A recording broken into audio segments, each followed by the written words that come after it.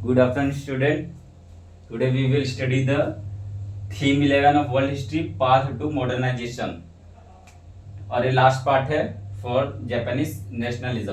देखो मेजी रेस्टोरेशन, इसके पहले क्लास में हमने पढ़ाया था मेजी रेस्टोरेशन कैसे अपने आप को वेस्टर्नाइजेशन की तरफ लेके गया।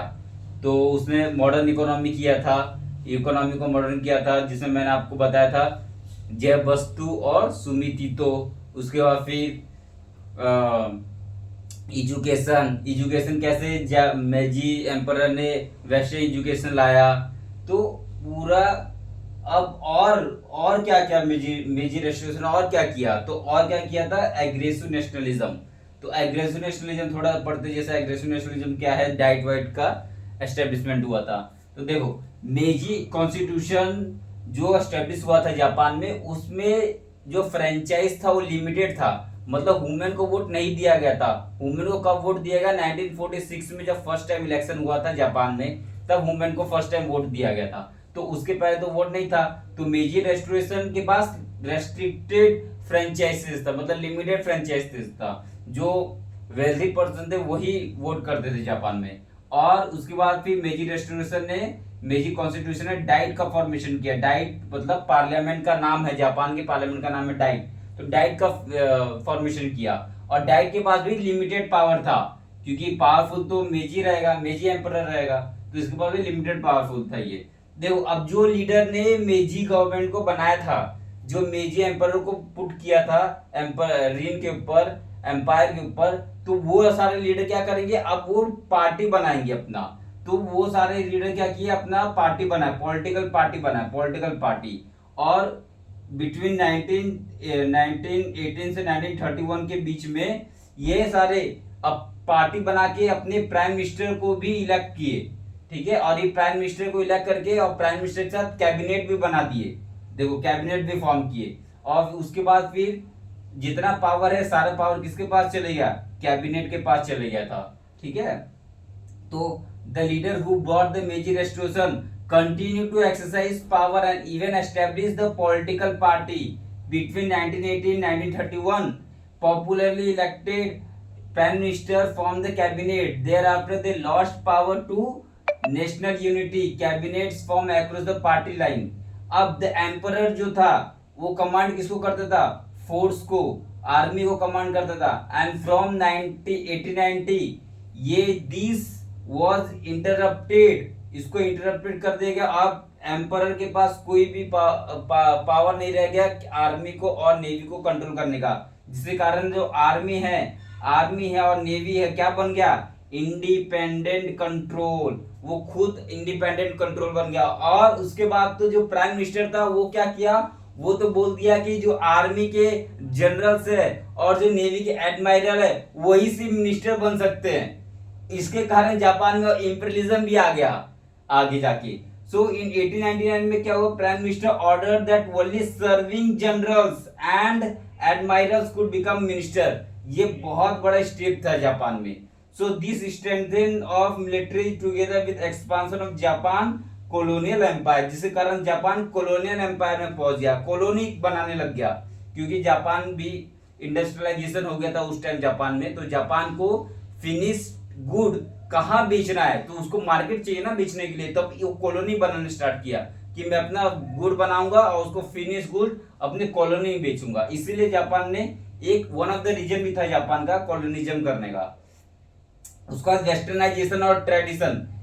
तो वेस्टर्नाइजेशन जापान किस हद तक वेस्टर्नाइजेशन गया था, तो जापान में एक आदमी था जिसका नाम है फुकुजावा युकीसी। ओके, फुकुजावा युकीसी, क्या, फुकुजावा युकीसी। देखो नाम बहुत टफ है थोड़ा सा, लेकिन याद करना पड़ेगा। फुकुजावा युकीसी एक पर्सन, वो क्या बोला, Japan must expel the Asia, मतलब जापान को एशिया से बाहर निकल के वेस्टर्न पार्ट बन जाना चाहिए, मतलब वेस्टर्न पूरा अपना लेना चाहिए। तो means Japan must become western part, बताओ। तो लेकिन फुकुजावा युकीसी के जो नेक्स्ट जनरेशन है वो बोले नहीं, हमको वेस्टर्न पूरा नहीं अपनाना है, हमको इंडिजीनियस वैल्यू को लेके जापान को एक नया फ्लोराइज्ड कंट्री बनाना है। So next generation question the total acceptance of the western ideas and nation build on indigenous value. Japan जो नेशन बनेगा वो इंडिजीनियस वैल्यू पे बनेगा। ठीक है। उसके बाद फिर इसके बाद ही इसके वेस्टर्नाइजेशन में और कौन आया, मियाके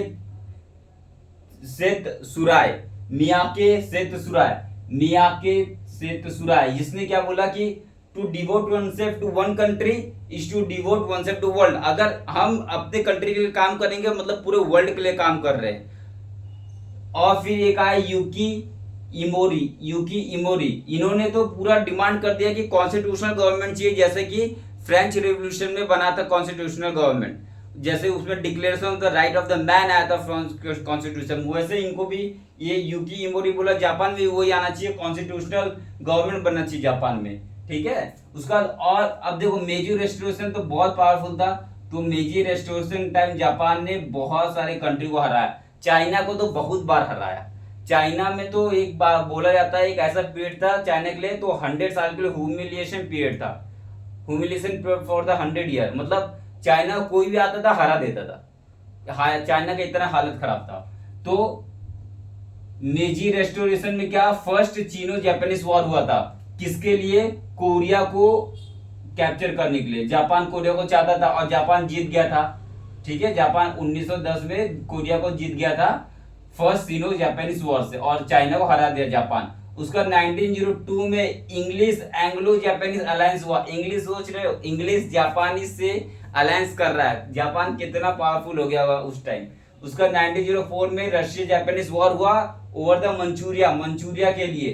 ठीक है, मंचूरिया के लिए वॉर हुआ था, और मंचूरिया जापान ने जीत गया रशिया से।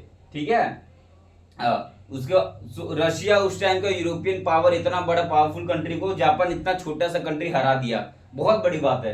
फिर सेकेंड सीनो जापानीज वॉर हुआ, उसमें भी जापान जीत गया, और चाइना में नैन्सी मैसेकर हुआ था, और नैन्सी ने बहुत सारे लोग को मार दिया गया था। और फिर ताइवान जो है उसको भी जापान ने ले लिया था अपने कंट्रोल में 1895 में। ठीक है, उसका बाद ओवरकम मॉडर्निटी, ये थोड़ा सा और अलग टॉपिक है कि ओवरकम मॉडर्निटी मतलब मॉडर्निटी को कैसे जताया गया जापान के द्वारा। तो मॉडर्निटी को कैसे बोला गया जापान के द्वारा, तो मॉडर्निटी 3 पार्ट में हुआ। पहला रिनेसेंस पार्ट में हुआ, दूसरा प्रोटेस्टेंट रिफॉर्मेशन के पार्ट में हुआ, तीसरा rise of the natural science. तो ये तीनों पार्ट को मिला के मॉडर्न डेवलप हुआ जापान में। उसको बोला गया, उसको किसने बोला, निशितानी केजी, KEIJI, निशितानी केजी। ठीक है, अब जापान तो डिफीट भी हुआ, हारा भी जापान। तो क्या हुआ, सेकेंड वर्ल्ड वॉर हो रहा था, तो जापान ने अटैक किया पर्ल हार्बर, एक पोर्ट है अमेरिका का, उसमें अटैक किया, जिसके कारण अमेरिका ने न्यूक्लियर बॉम्ब डाल दिया जापान के ऊपर, हिरोशिमा और नागासाकी। हिरोशिमा में जो बॉम्ब डाला उसका नाम है फैटमैन, और जो नागासाकी में जो बॉम्ब डाला उसका नाम है लिटिल बॉय। और उसके बाद फिर जापान वापस से रीमॉडर्नाइज हुआ, है ना, जापान वापस से तो मॉडर्नाइज हुआ, और आज जापान तो बहुत मॉडर्नाइज कंट्री है। तो क्या किया जापान ने एग्रीकल्चर रिफॉर्म लाया और एस्टेब्लिश किया, ट्रेड यूनियन का एस्टेब्लिश किया। बॉम्ब गिरने के बाद हुआ ये सब, 1940 के बाद हुआ ये सब। उसके बाद जैव वस्तु लोग थे, उसको डिसमेंटल कर दिया। जैव वस्तु याद है, पिछले लेक्चर में बताया था मैं, जैव वस्तु are the large business organisation who held by the individual family. Individual family एक बिजनेस, बड़ा बड़ा बिजनेस चलाता था, उसको बोलते हैं जैव वस्तु। ये सबको डिसमेंटल कर दिया, क्योंकि अब स्टेट कंट्रोल करेगा जापान के इकोनॉमी में। उसका फर्स्ट इलेक्शन हुआ 1946 में जापान में, और वुमेन को फर्स्ट राइट दिया गया, वोटिंग राइट दिया गया फर्स्ट टाइम। उसका 1964 में ओलंपिक्स हुआ था टोक्यो में। फिर शिनकानसेन बुलेट ट्रेन बनाया गया जापान में, जो बुलेट ट्रेन आज इसकी स्पीड कितनी जापान में 423 किलोमीटर पर आवर की स्पीड से चलता है आज। फिर जापान में कैडमियम पॉइजनिंग हुआ, उसका फिर मर्कुरी पॉइजनिंग भी हुआ जापान में, और ये बहुत इंपॉर्टेंट है, ये एग्जाम में पूछा जाता है। Minamata disease is related to mercury के डिजीज, मर्कुरी से जो डिजीज होता है उसको बोलते हैं मिनमाता डिजीज, और जापान में फैला था। तो इस तरीके से पूरा जापान नेशनलिज्म खत्म। देखो जापान इंपेरियलिज्म एक अलग टॉपिक है, ठीक है, लेकिन वो क्लास 11 के टेक्स्ट बुक में नहीं दिया है, तो जापान नेशनलिज्म में दिया है, तो मैं पूरा जापान नेशनलिज्म खत्म कर दिया। अब नेक्स्ट वीडियो में हम पढ़ेंगे चाइनीज रिवॉल्यूशन, जो 1911 में हुआ, और फिर 1949 में चाइना रिपब्लिक बन गया था। ओके। Thank you. इसका स्क्रीनशॉट ले लो और एकदम याद रखना, इससे ज्यादा कुछ याद रखने की जरूरत नहीं है। Okay, thank you.